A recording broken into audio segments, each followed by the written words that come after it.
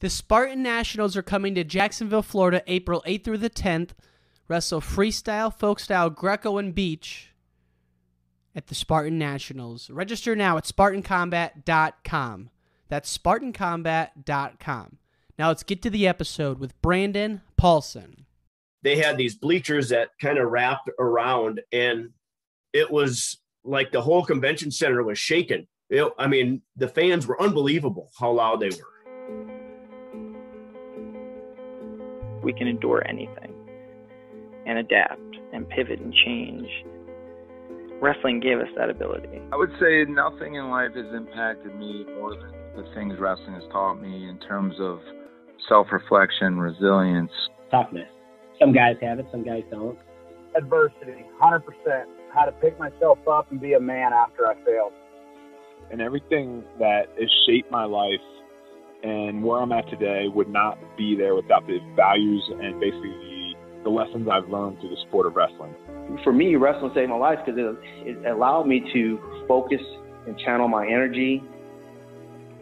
We're fortunate if you wrestle, because if you wrestle, natural talent helps, but it's 5% of the ingredient. It pales in comparison to heart and technique and effort. It humbled me, taught me humility. Nothing can humble you more than wrestling. I think it's the learning to adapt, right? You learn how to adapt, you learn how to solve problems. You know, if I look back at my time I spent wrestling, if it gave me one thing more than anything else, it's mental toughness. Ladies and gentlemen, welcome back to the Wrestling Changed My Life podcast. This is your host, Ryan Warner. Our guest today is a Greco star, Brandon Paulson. Today, he's the co-head coach, co-founder of Pinnacle Wrestling Academy up in the Twin City area. As a wrestler, Brandon was an Olympic silver medalist, a world silver medalist, an All-American for the University of Minnesota, one of the most decorated Greco wrestlers of all time. Love this conversation with Brandon and hope you do as well. Fan of the week goes to our friend Jared Goodwin. He's a wrestling coach at Tuttle High School, an Oklahoma City firefighter, and a listener of this podcast. Jared, thanks for listening, and thank you so much for all the support. This episode is presented by Spartan Combat. The Spartan Combat Nationals are now accepting registrations. Go to SpartanCombat.com. The Spartan Nationals are taking place this April 8th through the 10th, where you can wrestle beach, freestyle, folk, and Greco. Register now at SpartanCombat.com. Now let's give it up for Brandon Paulson. Brandon Paulson, welcome to the podcast. Well, thanks for having me. Excited and talk about a little wrestling or whatever else you want to talk about. Wrestling life, we're going to talk about it all. And I was just looking at your Twitter this morning, and I love how engaged you are in pretty much every facet of wrestling: folk style, youth, Greco. I just want to get your thoughts so far on the folk style season. You know, some of the rules regarding the stalling are getting a little weird, and I just kind of want to get your thoughts on how you see the folk style season so far. You know, the collegiate season is crazy, as everybody knew it was going to be, right? With everybody returning, it's like it's the deepest, toughest NCAA season ever. I think without a doubt. I think they're just the level of wrestling is so high right now. And there's more guys in it right now, just with the some of the 6-year seniors staying around. So you're going to see crazy results. And I think NCAA's is going to be completely insane. I think there's going to be upsets, and I think there's going to be some just awesome wrestling. And so, you know, it's been very, very interesting to watch. And, you know, developments when you come into the season, and Iowa was basically a lock, you know, which hard to say when you got Penn State out there, but now it's the other way around. You know, now one little change and it's changed the team race. And so, you know, you got Oklahoma State losing 3 duels. Like, when does that ever happen? And they'll probably lose a 4th this weekend. I mean, and you got South Dakota State. Some of your guys are there. They're on the up. You know, it's like just things are happening. Yeah, you know, there a lot of, and it's, you know, they lose Ferrari, but some of their other guys just haven't been performing up to what they normally would. And, you know, I think I'm not saying anything that Mr. Smith wouldn't want me to say. I mean, he's the same way. I mean, they have some extraordinary talent there at Oklahoma State, and I would assume that they're going to be bouncing back, and maybe it's part of the training. And that's what, you see these guys and you see some of them not at anywhere. And it's like, whether they're getting tired, whether they're not wrestling great, there's so many things that go into every meet, to every match, that they're not out of shape. They know how to wrestle. And part of it is just their training. Part of it is what they're going through in their life, and come to NCAAs, I think everybody, if you're healthy, it's going to be crazy. And guys like, that maybe haven't performed, but we know they're good. They could pop up again. So yeah, it'll be interesting to see. You're giving me excitement for this tournament, and it's going to be great. I mean, up in your neck of the woods, we're watching maybe the best single collegiate season of all time in Gable Steveson. I mean, I'm sure you've seen him up close a couple of times this year. It must be unreal. Yeah, it's almost like he's getting better. Which, I know. He's an Olympic champion, but he's still improving. And I really thought going in the first match I watched him this year, going into the match, I was like, he can't be in shape, right? Because he's been doing his Olympic tour. He's been, kind of worrying about other stuff rather than college wrestling. And I was like, there's no way he's in shape. And he went out there and wrestled 7 minutes hard. And I was like, my gosh, that's amazing. The way he was wrestling. And now he's just, if it can be, he's more confident. And it's like, he's just doing whatever he wants to anyone, So it is amazing. He's not only an amazing athlete. People talk about his athleticism, but really his technique is phenomenal, really. And, and the stuff that he's doing it's not just because he's the best athlete. It's just his technique is better and his feel for wrestling is just better. Right. Yeah. So, and I love his mentality. He's going out there, chip on the shoulder, treating every match as if he's down by 15 points. And you coached one of the other big heavyweights, Greg Kirklevitt, right? Yeah. Greg's a great guy, and still work with him a little bit when he comes home. Which obviously it's not one-on-one drilling. I had to get another guy in with him. He's a monster, man. And he's so big, and he actually could put on more weight, I think, but he's a monster, I guess, compared to me, but and he's going to fight this year. And, he's got Gable and Paris and Cassiope. And, last week he had a tough one in Carver, and Carver's a tough place to wrestle though. It's like, I remember when I wrestled there, and I was so excited. I thought I was going to go out and put the beat down, and I almost got overexcited for like 2 hours ready for it. Right. I'm flexing for 2 hours. And then I go out in the match, and I was like, and it's like never happened to me before. I'm the guy that, is going to, try to put the beat down on a guy for 7 minutes or for 6 minutes. And it was 2 minutes, and I had flexed for too long beforehand, excited to just put on a show. And so I understand where he was, and but again, Greg too, technically is extreme. When you look at him and you think, he's a big, tall guy, and muscular, and it really technically he's very good, and that's what he actually enjoys, is learning new techniques and trying to improve his craft. Mm-hmm. I actually think he needs to improve his athleticism a little bit. He is the worst dodgeball player we've ever had. Actually, him and Emily Shielson are the two worst dodgeball players we've ever had. So I'm a little worried maybe our dodgeball doesn't help. I don't know, because those two turned out okay, and gymnastics, they're both horrible at gymnastics, which we do every day. And but yeah, he's a great kid. I love him. Man, he's just a world level talent, and he might be, third or fourth on the depth chart in folk style wrestling. It's like, I think back, let's get some of those guys that do a little Greco, let's, cause not all of them are going to be on the free. That would make too much sense, right? Not all of them are going to be on the freestyle team.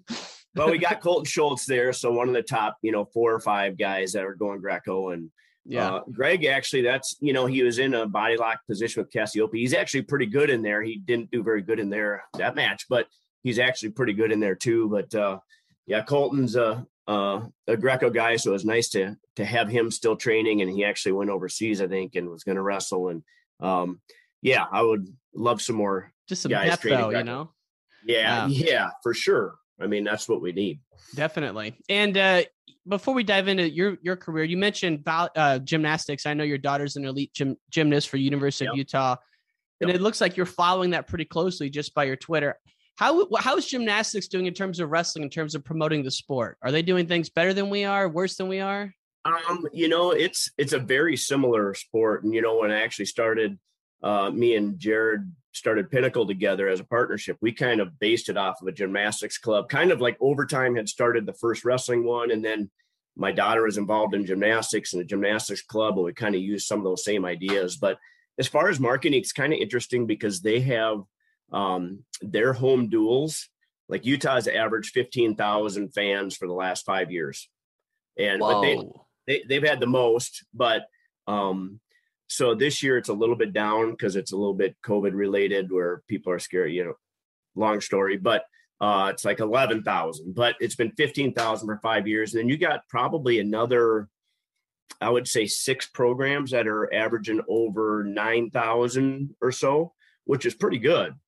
But then you go to their NCAA tournament and there's like 3,000. What? Which is, I'm like, we have 1,000 from Minnesota going to the NCAA tournament. Where is all the Utah fans? Why aren't they traveling? And, so it is a little bit, I don't know what the marketing is of why that is, but it should change, right? Because it is super exciting. It was last year. Yeah, last year. And it was crazy. It was down to the last routine and who was going to win. And, so it was very exciting.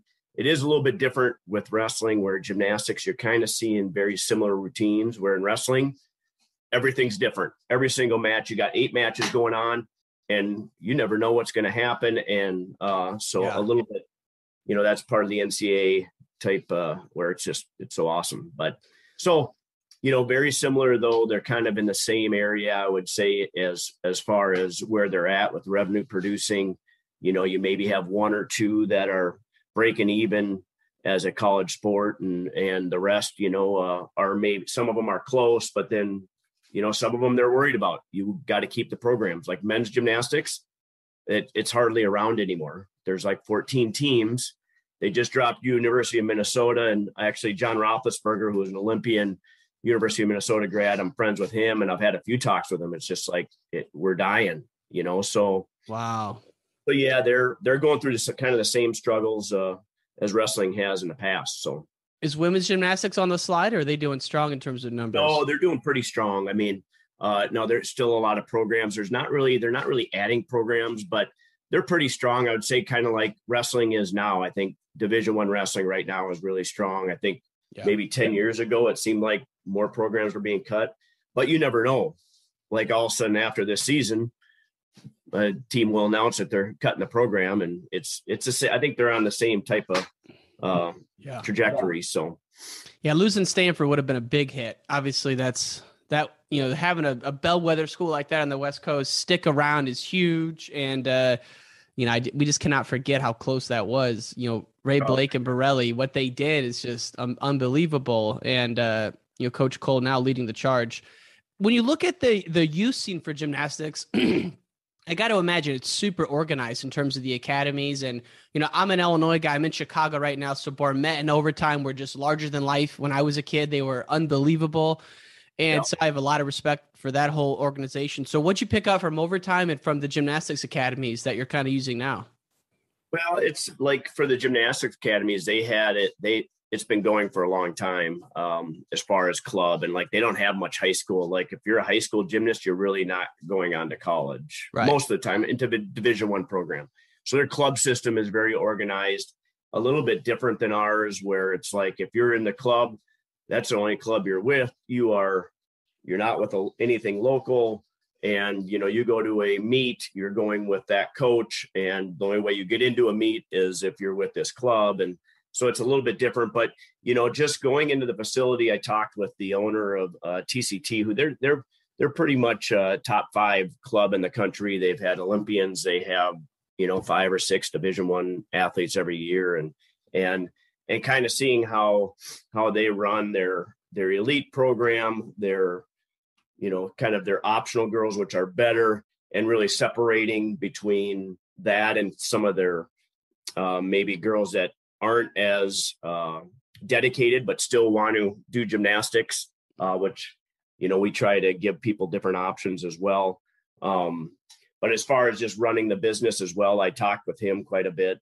And over time, Jared and Bormet had ties beforehand, and we could kind of follow what they were doing with their preseason and their freestyle and Greco, and how they how much they're wrestling and what tournaments they're going to, and how they're running things. So it was a good example to follow, and they were still around when we started, as far as Bormet was still there. So we could ask him questions too when we needed to. So it was good for us to follow that, and then everything worked out. So I know this. I think I know a little bit of the story. You and Lawrence are Minnesota guys getting together, starting this awesome academy. But what's the full origin story and how it kind of came to be, and what's the status now? So when Jared was still competing, he started Pinnacle as like he was in a high school for a little bit, whereas like once a week on Sundays with the youth. And then he, started a high school preseason program, and then he used Augsburg for a little bit, and different locations. And during that time, I was training in 2004 while he was still training. I've said this before, but he was actually on deck of my marathon match, my 17-minute match with Dennis Hall in the finals Olympic trials. He was actually on deck. So he had to wait 30 minutes for me to finish my match. And, but so we trained kind of together. We were in the same practice room. Obviously Greco and freestyle is different, but it was still, we were training together, knew each other, and were friends. But then after 2004, when I was done, I was still coaching, but I helped him out a little bit where he just called me up. He's like, "Hey, can you give me any help? Technically, can you watch some tape and that type of thing for freestyle?" And so we kind of created a bond there where we knew each other. And he's like, "Hey, I got this thing on the side going. If you ever want to join up, just let me know." And at the time I was helping out my dad with a general contractor business. So I wasn't coaching full time. And then after Deitchler made the Olympics, out of high school, I kind of figured out that this might be my passion and something that I could do. And so we met up and like, "Hey, if we're going to do it, let's get a facility and, go all in." So we really started out with a good group of kids as far as like athletic talent. And our first group of youth, and these guys were like fifth grade, was like the McKee brothers, the Shilsons, the Brady Berge and his 6-year-old brother Bennett now, who's 18, and Marco and the Vens, and it was all these guys. And Rob, they were just like between 6 and 11, and started them out. And in a couple of years, it was like, my God, these guys are gonna be good. And you get guys good, and more people come. So it's worked out. So. Yeah, no, it's unbelievable. And I just love, reading about the facility and the kind of the way you guys structure it. And just, anytime there's a business that's supporting wrestling coaches and giving kids an opportunity, it's awesome. And the other thing I was going to ask you about it is when you look at the kind of the in-season program for the high schoolers, are you still allowed to work with them? Because in Illinois, it's really funny rules on how you can do that. Yeah, Minnesota is different. I know a lot of schools you can't, but Minnesota, you can have, basically you can have a practice. I don't know if they call it a clinic or whatever it is, but you can do for certain sports. It's not every sport, but for us, for the during season, and we just have really a technical practice on a Sunday. We still have quite a few kids. I mean, there's probably in our high school with our middle school, there's probably over 100. They don't always come. But very technical though. They don't need to go that much live unless they don't have partners. So at the end, we kind of give them an option. If you want to spar, if you want to play, if you want to go live, but more troubleshooting. Okay, let's get into techniques that we did in the fall that we were doing 3-4 days a week. Make sure we're hitting that again. And but then, okay, what do we need to do to be at our best? And so yeah, it's good to see them during the season too. And some people just don't have the same resources, right? You have some kids that go to a Simile or a Stillwater or a St. Michael or a Casson or, a Shakopee or whatever, or a Anoka, but then there's some that, you know, they're at schools that maybe wrestling isn't a priority and whatever. So it's, you know, they need more. So. And the region you're in, the amount of guys who went to the U who stay there. I mean, I've had Deitchler on, I've had Thorne on, and it's just like the whole community there is just so big into wrestling in Minneapolis and the Twin Cities. It's awesome. Yeah, and it's nice to have that base. And for a club like ours, it's important to have that.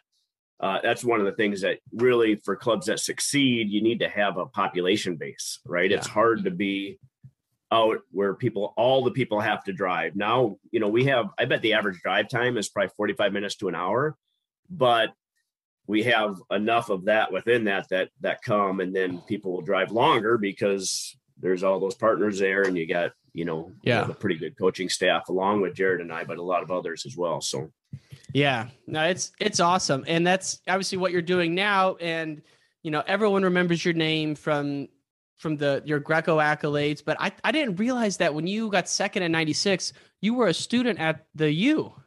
Yeah. You know, I wrestled at the U and was an All-American and had, you know, I think there's my dog saying hello. I think I had I'm going to walk as I talk here for a second. So Perfect. Sorry. Otherwise he's going to keep barking. No problem. We, you know, wrestled there. I took an Olympic year off, and Greco was always what I wanted to do, and was always my goal was the Olympics since I was 10 years old. And when I was 10, it might not have been Greco, but the Olympics were.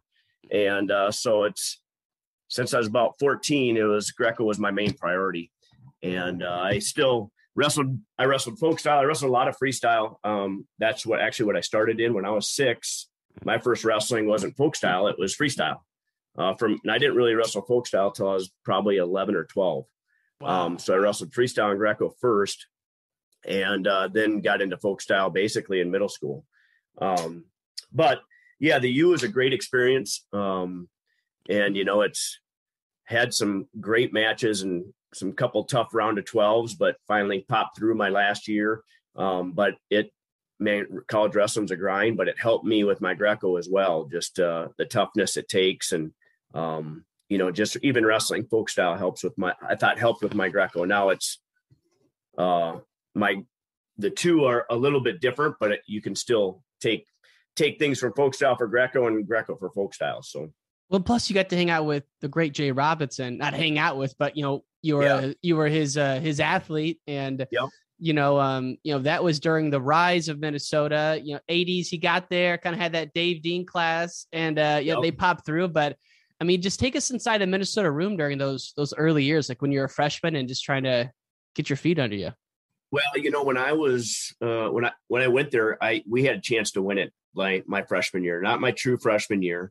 I was going to redshirt for sure, but my next year we had a really good team, and I knew going in.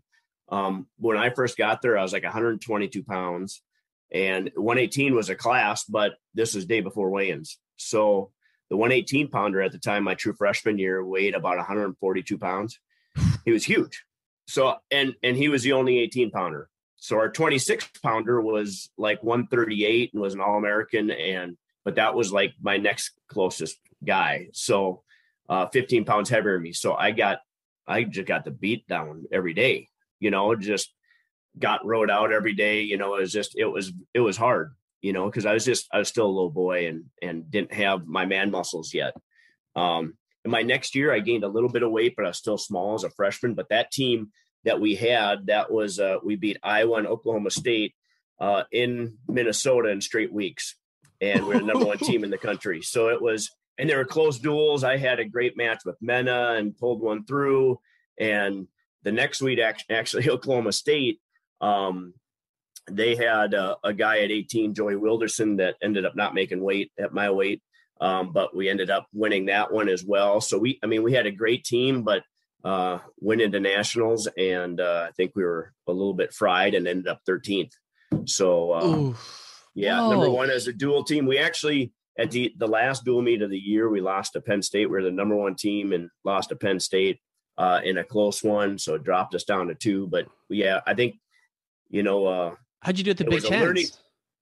We did okay, but we were on the downslide. Got it. You know, and I think it was a learning experience for the coaches too, just of, you know, how to train, how to peak, and that type of thing. And but, you know, and then that next year we weren't great, but we were building again, where by the time I was a senior, you know, we were top 3 again. And that was when guys like Hartung and Kraft and stuff were around, and, you know, kind of bringing us to a new level where we had a chance to win a national title every year, basically for the next 7, 8, 9, 10 years. Right. It was a great run of some great wrestlers, and, you know, it's fun to be around that group. And I continued training after 98. I continued training until 2004. So I was still around.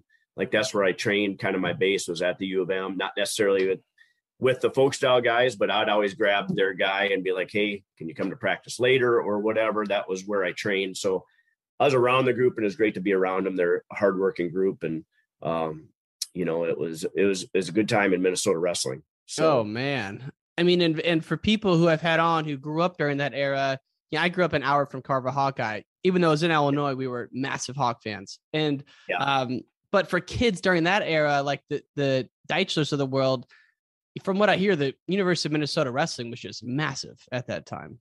It was just like everybody went to the meets. All the little kids went to the meets, and that's what you followed, you know, the Thorns and the Zilberbergs and Deitchler and those guys, the Nests, and kind of coming through and followed the Gophers and kind of got them interested in wrestling. And, you know, it continued on, and they, you know, it was big. We had some great crowds. We were at the Pavilion for a while, which we could get like 6,500 or something. And we can somewhere around there, we could fill that thing up. And so Jay did well, was really promote wrestling, right? He loved to try to have big events. So we had a couple meets with the 15,000, the 13, the 14,000.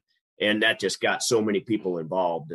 And really that was one of Jay's strengths, is trying to do something different. He wasn't scared to do something different with wrestling and try to increase a fan base and market and that type of thing. So, I love Jay Robinson, man. He's the man. And he's a Mount Rushmore kind of guy in wrestling. And you remember that Target Center duel when it was Iowa, Minnesota? Yeah. Like, did that happen often, or was that a one-time thing? We didn't have the Target Center. We went into Williams Arena, basically where the basketball team was. So, you know, I think that held like 14,000. We had some monster loud fans there as well, where it wasn't a Target Center. I think we might've did it there 2 or 3 times. But it was the couple times he did it worked out really well. And then the Williams were as well when we had Iowa or Oklahoma State or something. It seemed like every year we'd have like one big duel in one of those big arenas where you'd have a bunch of fans because you couldn't fit everybody. You know, a couple times it would sell out at the Pavilion. They're like, well, let's get to a bigger venue. And he had always promote that well. And you know, just the Minnesota wrestling community, everybody went.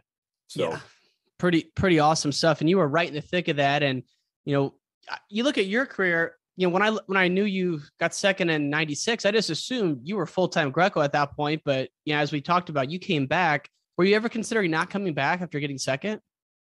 Yeah, you know, for me, like even coming out of high school, like there wasn't a place I could go. There wasn't an Olympic training center that had a full-time program. There wasn't a Northern Michigan. And I would have considered going to something like that. But I really, you know, Minnesota, we have the Minnesota Storm, which is, they had Olympians since 1968 until this past Olympics, you know, so wow. Our Greco is, have a pretty good program here, and Dan Chandler is a coach. And so, you know, sticking around, I still knew that's what I wanted to do. So when I got done with the season, I was training Greco from March till whenever. So, you know, I think my sophomore year, I decided to take the Olympic year. And that year I traveled quite a bit. I went to Russia for a month. I went to Sweden and Norway for a couple of weeks. And I'd go out and train with Dennis Hall for a week or two at a time, or out to Olympic Training Center. And I ended up gaining, I was like 142 pounds or so by the end of that year when I was wrestling. So I gained, you know, and like I said, when I was coming in, I was like 122. So I gained like 15 to 20 pounds and became a man during that year.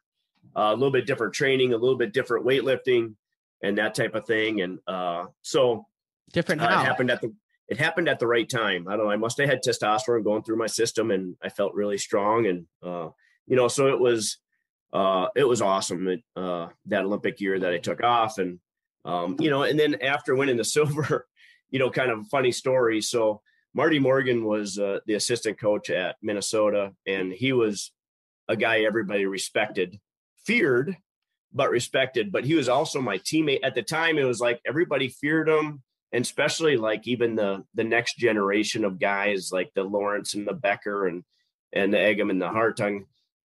He was their leader, and they wanted to run through a wall for him. And but for me, he was my teammate as well, because just the Greco circuit, I would travel with him.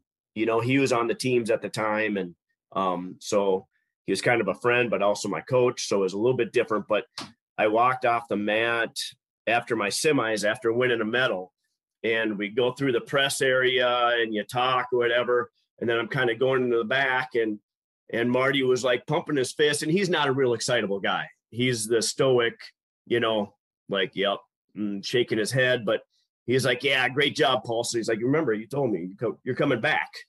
And I was like, yep, I'm coming back, and it was kind of funny, but yeah, it was hard, coming back. And I actually was having a really great season my first year coming back. And I tore ligaments in my ankle, and then I had surgery on it. And this was like at national duels. And then my surgery, my pin that I got put in, it got infected. So I was on my crutches 2 weeks before the Big Tens. And so it was kind of a mess after the national duels, and it was a tough year, but I'm glad I came back and wrestled for the U. And cause I could wrestle my Greco after that and really continued to wrestle for 6 years after. And so I was blessed to meet my wife at the U too. So that worked out well. And so, yeah, I loved my time there, and it was hard. It was a style that I didn't enjoy as much, but I learned a lot from it.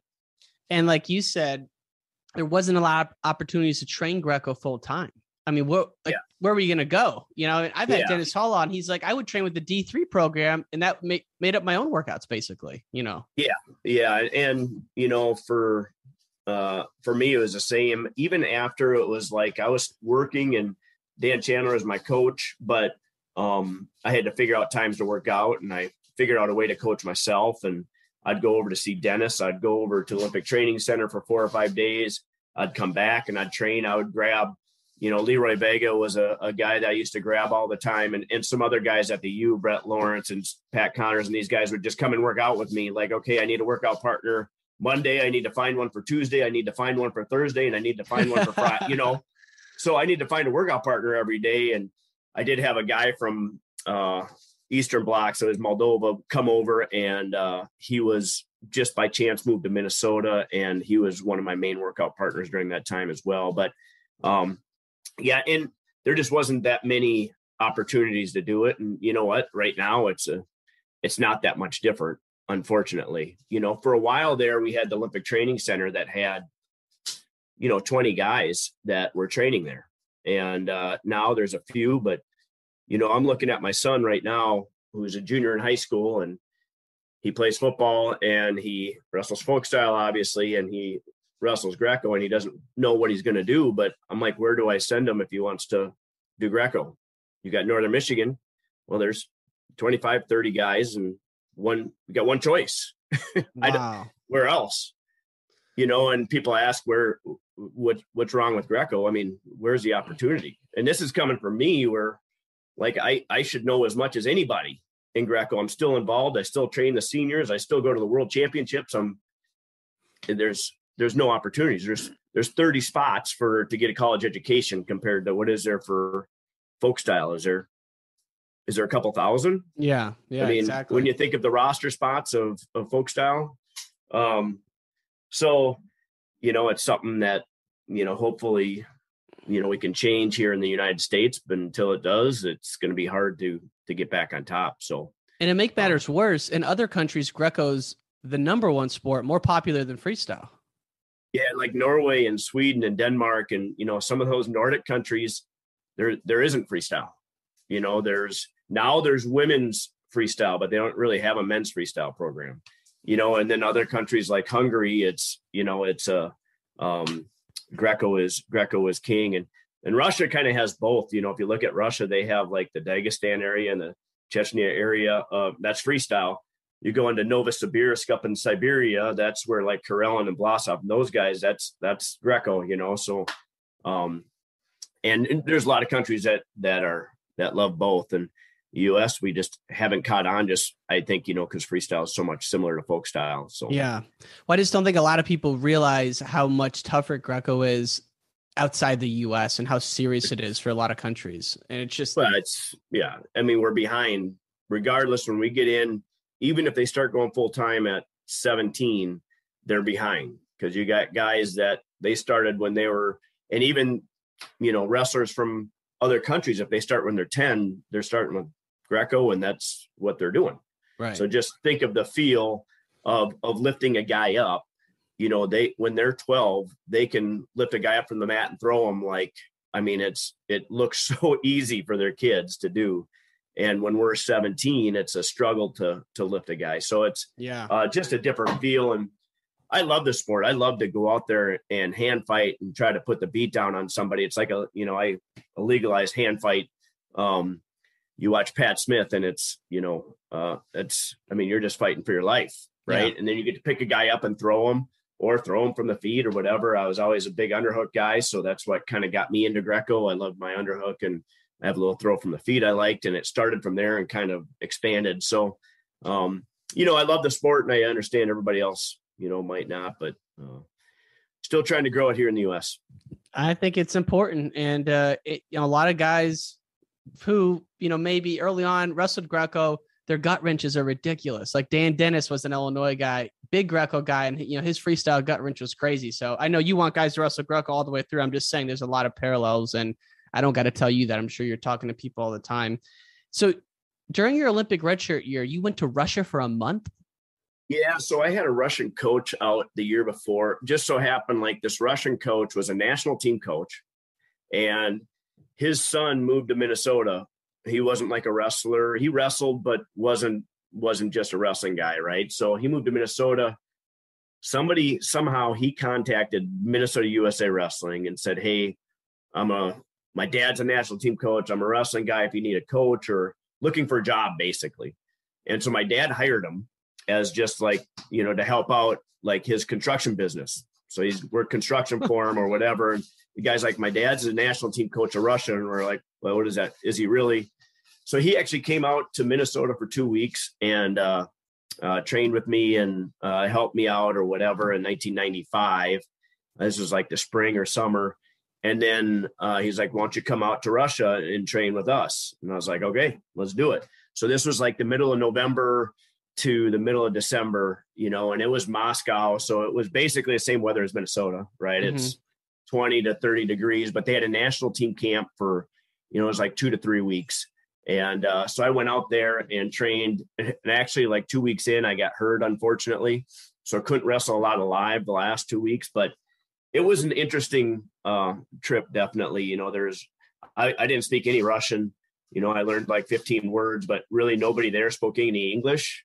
So the whole time, not that I like to talk to people a lot anyways, but I had one guy that was my weight that tried to communicate, and really he knew some English, and I got along with him really well, but there was really no real true communication other than, trying to do moves and that type of thing. Like, so it was an interesting trip. I remember coming home really from that, because I was by myself and really nobody else. So I remember coming home and like, it was the best Christmas ever, because I was with my family, and I actually had people that I, knew and could talk to and whatever. But, so yeah, it was definitely helpful, but, interesting being by myself without anybody else there.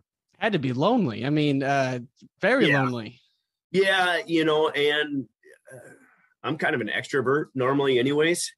So like, I'm pretty good in front of a group. Like I'm more comfortable in front of teaching 500 kids how to wrestle than I am maybe in a one-on-one conversation. Like I'd rather just be by myself unless I'm, with my wife or family. Yeah. Kind of like how I am. So it was lonely, but, and that's why maybe Christmas was great. But, after a month of it, it's like, yeah, I'm ready to see some people that I can talk to and do something. In Moscow, maybe not my favorite place, and I've been back since, maybe not my favorite place in the world. There are some places in Russia that are awesome, but the people aren't always happy there, seems like. So I don't know. How different was the actual practices? I mean, and was this like their Olympic national team, like the legit guys? It was like their number one guys. I saw guys that had medaled in the worlds, and some guys that, when I was in junior worlds, they were the guys winning it at junior worlds and whatnot. So it was all their best guys. So it was different. I mean, it was still very technical, but most of the days we would do like a 45-minute technique on the mat and then do our lift. Right. And then at night you do a little bit more technique spar and go live. So we did a lot of 2 days on the mat during national team camp, but it was like, you still lifted, but it was after a little bit of technique and stuff. And then, okay, and they didn't do it wasn't like a conditioning lift. It was, okay, we're going to do our kind of cleans. They have a different version of them, but some different kind of lifts that they did that were important for Greco. So, and then there was days off and whatnot, but I enjoyed the training and enjoyed some of the technique and just different techniques that they did and where they're comfortable compared to where I wrestled folk style so much. I wasn't as comfortable. So definitely learned a lot. And I know I'm asking because I know I'm going to get messaged this. If you can remember, what different lifts were they doing that maybe a young wrestler listening says? A lot of times it was I think it's called a high pull. So you do like a clean, but you're just trying to pop it up. And it wasn't necessarily technical, but it was like the explosion. And then it was a lot of different core, which I took, whether that was grabbing a bench and bringing it side to side, like a sitting bench, or that type of thing, or a bar and you're using your core. But they did a lot more core than I had done before that. But after that, that's what I worked on, because I think that was so important for especially Greco, but all wrestling. And core, most people think stomach, but I always call it my stomach and through my lower back. That whole area, they work quite a bit. And that's what I ended up doing for me. Like at the end of every single practice, it was 5 to 10 minutes of core.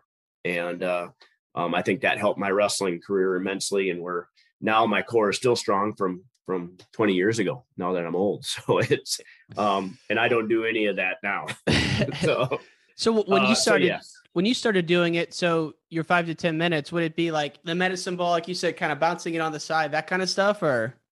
No, I just did a lot of different things, but a lot of it was like the Superman position, which I got there. Our hollow holds, our toe ups, you're hanging from a bar, and which is very hard if you don't have a strong core, trying to bring them up to your hands basically.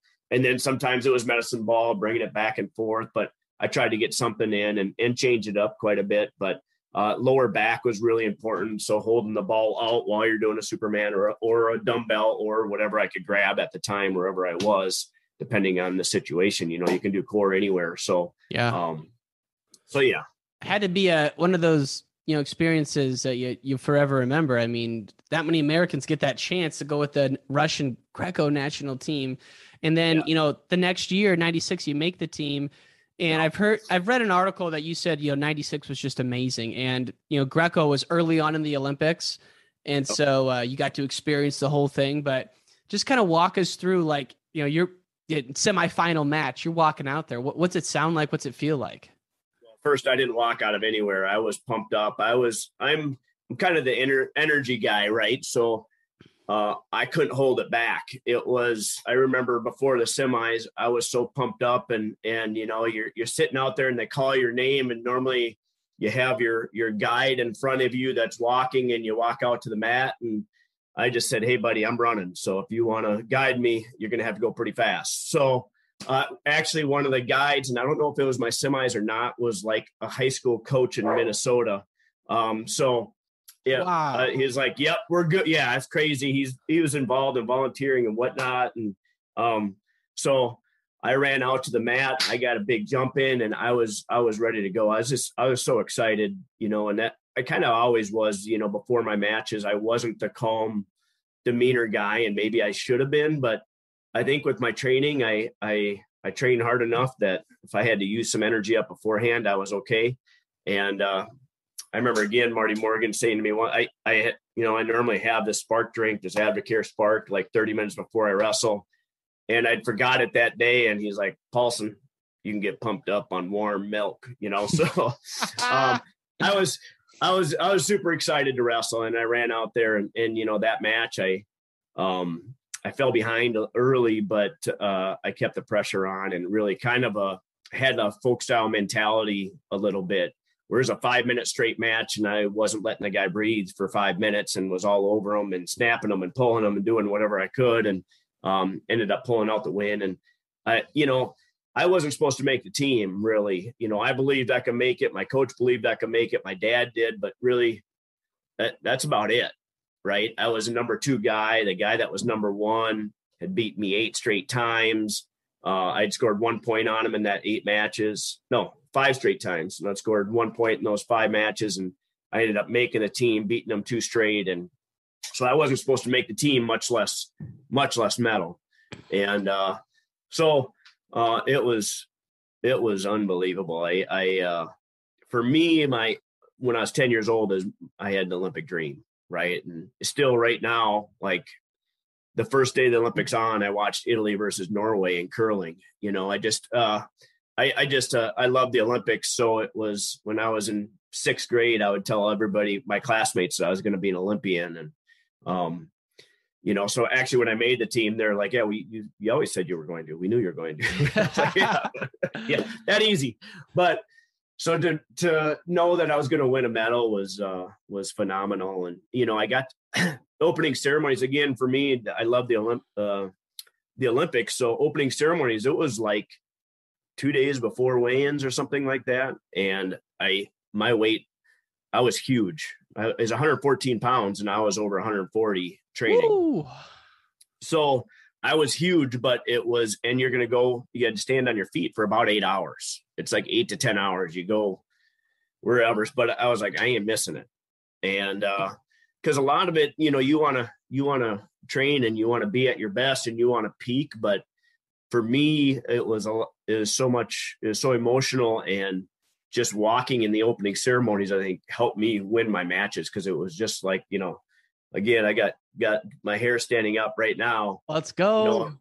I walk up, and I get to this, you walk up this ramp and I get to the top and I'm looking down at the stadium of 100,000 fans with flags, and, cause it was in Atlanta that year. So it was like, it was that walk around the track was, man, it was something. And I lose in the finals to Armin Nazarian, who's now one of the best ever. He is a couple-time Olympic champ, like 4-time world champ, 2-time Olympic champ, something like that. And he was a pretty good wrestler, very strong. And but I got to spend another 10 days after that, like living the dream. Right. I'm at the Olympics. I got this pass. It's like, I got my pass. And I'm going to all the different, I probably saw 10 different events, and, I had a lot of fun in Atlanta for that next 10 days and enjoyed every bit of it. Well, and the fact that it was U.S. fans cheering you as you walked out there for that semifinal match, I mean, how into it were they that day? Yeah. And it was crazy. It's in like a convention center, right? So you're like, it's a convention center, but they had these bleachers that kind of wrapped around, and it was like the whole convention center was shaking. The fans were unbelievable how loud they were. And I can't find the video now. I'm still searching for it. I have it somewhere, or my dad has it somewhere, or whatever, but somebody tried to tape from the stands, and it's just, the tape is just shaking back and forth because they were so loud. And when I won the silver, I probably over celebrated because I'd never been there before. So, it was unbelievable. I couldn't believe how loud they were. And I don't even know how many fans. There might only been 5,000 or 6,000 or something. I'm not sure how big the stadium was, but they were definitely loud and ready to cheer for any USA guy. And we had a pretty good team that year. We ended up with 3 medals in Greco. So And freestyle, we had a great team as well. So I think they might ended up with 4 or 5 and a couple, at least 2 or 3 golds. So yeah, it was phenomenal. Unbelievable. And unfortunately, I'm not going to be able to ask you about your career from like 98 to 04 when you really, as you say, became a professional and dialed it in. But, that'll be another time. But I did just want to wind down with this. So you get back from the 04 trials and Jake Deitchler is somehow sitting on your porch, effectively. Well, his coach was sitting on, who was my teammate. His coach was in my driveway when I got home. And he's like, I got a guy. And I'm like, great, you got a guy. He's like, I can't give him enough. I need help. I'm like, now is not the right time. But this is literally driving home from a heartbreaking experience. You get home and he's there. He's there. He's like, I got a guy. And, Jake ended up calling me every Sunday night. He would like, hey, want to work out? Hey, can I have some help? Hey, every Sunday. And there is some Sundays it was like I wasn't picking up the phone and he would call me 5 or 6 times, until I answered. And I'm like, when a guy wants it that bad, you had to help him.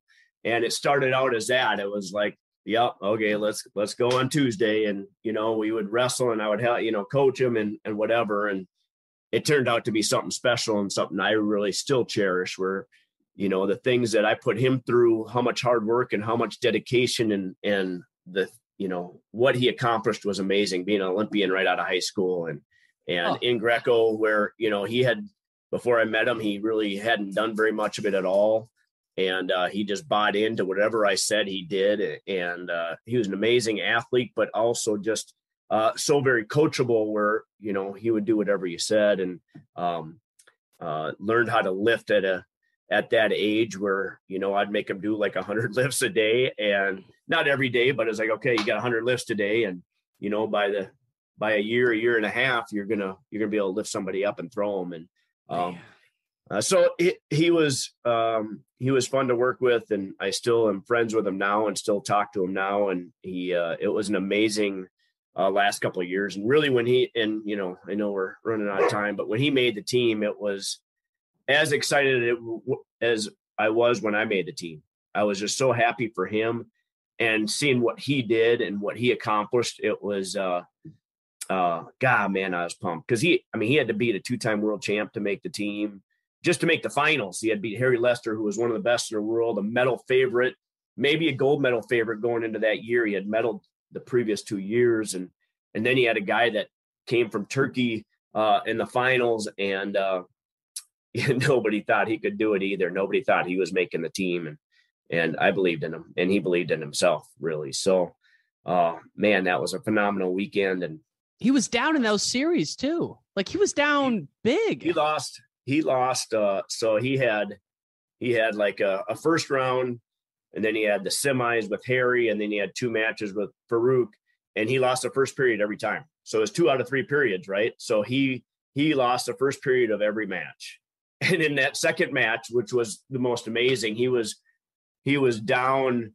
It was like 4 or 5-0 in the second period, and came back and won the period, and then came back and won the match. So he lost a period, down 5-0, 6 points as a tech.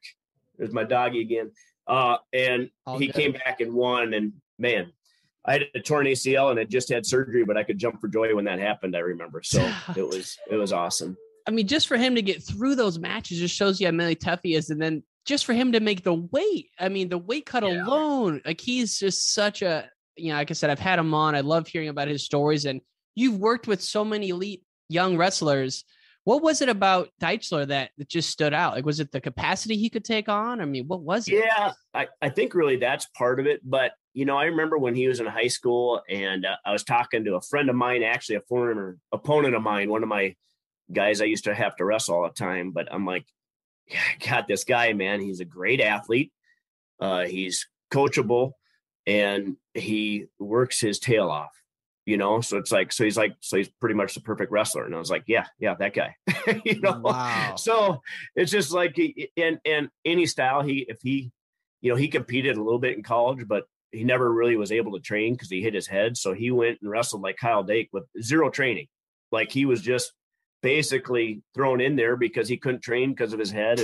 And he still was a very good folk style wrestler. And if he would have been able to wrestle, man, it would have been fun to watch. I mean, any style he wrestled, he was good at. And so yeah, he was a phenomenal athlete in person. And yeah, I love him. So he's awesome. And I appreciate you sharing that, just because it's cool to have it come full circle. And I'm sure that had a lot to do with what you're doing now at Pinnacle, and kind of changed the trajectory of everything. And now you and Lawrence, who's also been on the show. I love the Minnesota guys. You guys are leading, one of the top academies in the country, and it's just awesome to see. And Brandon Paulson, a pleasure to have you on, sir. A Hall of Famer. I really enjoyed the conversation.